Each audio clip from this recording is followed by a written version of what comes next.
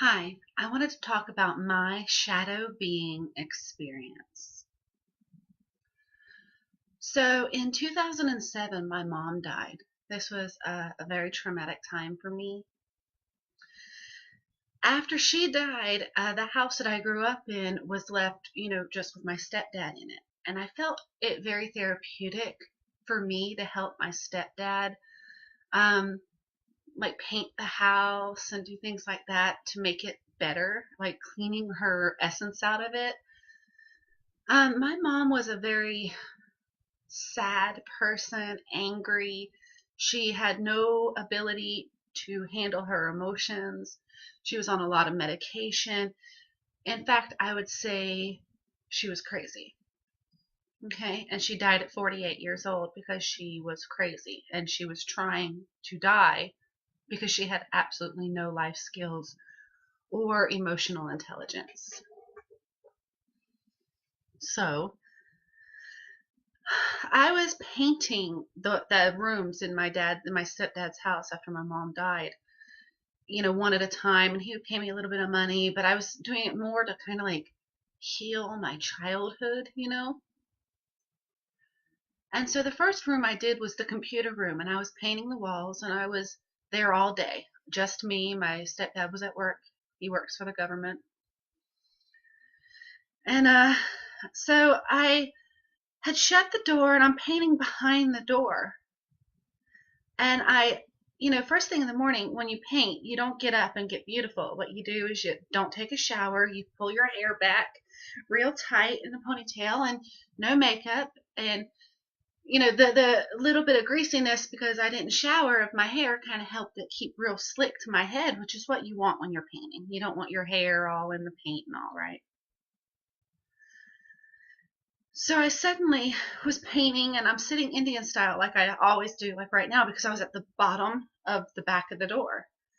And I'm doing like this. I'm getting tired. I've been there hours all day. I guess it was about 3 in the afternoon. And doing this, and I suddenly think that I have my hair must have got caught in the paint because I feel a sensation on my head right here. And I go like this, and there's no hair. There's nothing, and I feel my hair, and it's slicked real tight, real greasy, dirty, non-washed hair to my head. So I look up and behind me, like this, like, and I was surprised at what I saw. Okay. I would say about 7, 8 feet tall, very large shoulders, about 3 foot wide, black shadow with an extended, like I would say, arm that was out like this that had touched my head. And as I watched it drew this extension. It was kind of unformed. It was ghostly, definitely ghostly, but it was definitely a blackness to it. Okay. And I saw it with my physical eyes, not my spiritual eye, which is sometimes you see different, and you need to differentiate when somebody's telling you about seeing a spirit, whether they saw it in their third eye or whether it was in the physical third dimension, and they saw it with their physical three-dimensional eyes. I saw it with my physical three-dimensional eyes. And it pulls its hand back like this and then begins to fade away. Well, I jump up, and the first thing I yell my mom's name. I said, "Mom's name, is that you?" And I went outside, and at that time I smoked. I was sat on the porch and I was smoking, and I just was like, I really just got touched by a large, large black shadow.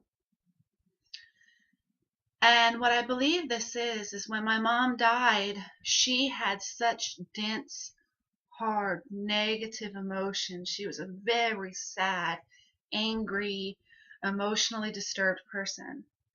And I believe that part of her remained behind. It couldn't go with her pure essence, which is pure source energy.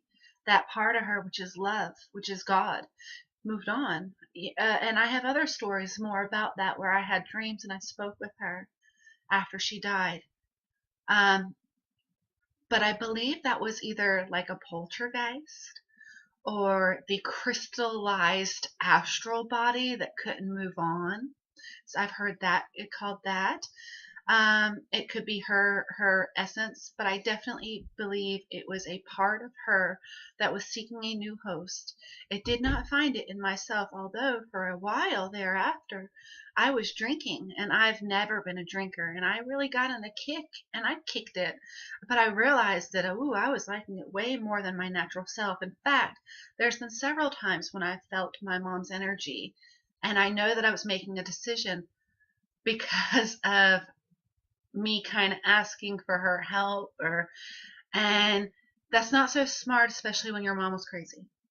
So I have begun to learn to differentiate that, and in general not specifically ask for her energy's help. um, I think she has a lot of things she needs to do herself on the other side in the spiritual world.